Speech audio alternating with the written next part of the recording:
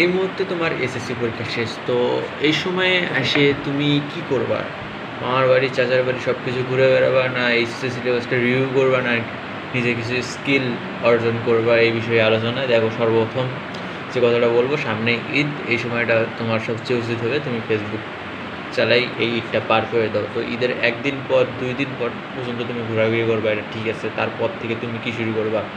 First of all, তুমি যদি একদম সেই মার্কার স্টুডেন্ট হও, তুমি তাহলে তোমার পরীক্ষাগুলো কীরকম দিছো সেই মার্কগুলো ক্যালকুলেট করো। যদি ভালো একটা মার্ক আসে এবং তোমার যদি ডেডিকেশন থাকে যে তুমি সায়েন্স কন্টিনিউ করবা, তাহলে তোমার উচিত এইচএসসি যে সাবজেক্টগুলো আছে এগুলো রিভিউ করা, কোনো পিডিএফ বা কোনো ক্লাস দেখা যায় তোমার কাছে এই জিনিসগুলো কেমন লাগে, তুমি কি এই চাপগুলো নিতে পারবা কি পারবা না, এটা একটু রিয়েলিটি চেক দেওয়া।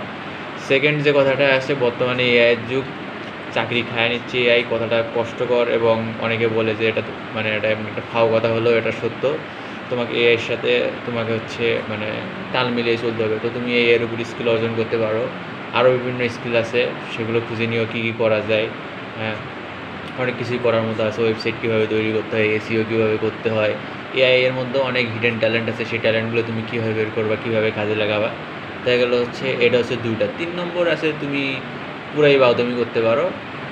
ইটস অন টু ইউ, তুমি কী করবা। তো আমি যে 3টা আইডিয়া দিলাম, এই 2টা যে প্রথম 2টা ছিল কোনো একটা স্কিল অর্জন করা, 2 নম্বর, 1 নম্বর, ওটা 2 নম্বরে, আর 1 নম্বর দিয়েছিলাম যে তুমি সাবজেক্টটা, তোমার এইচএসসি সাবজেক্টগুলো একটু দেখবা যে কীরকম তুমি কন্টিনিউ করবা কি করবা না। কারণ তোমার এই জিনিসটা এখনই নির্বাচন করা অনেক জরুরি একটা বিষয়, পরবর্তীতে গিয়ে এই সময়টা পাবা না। আর এখন যদি ফ্রি টাইম, ওটাও তুমি একটা ফ্রি, তোমাকে সারাদিন দেখার বলা হয়নি, তো কিছুক্ষণ দেখবা। Thank you.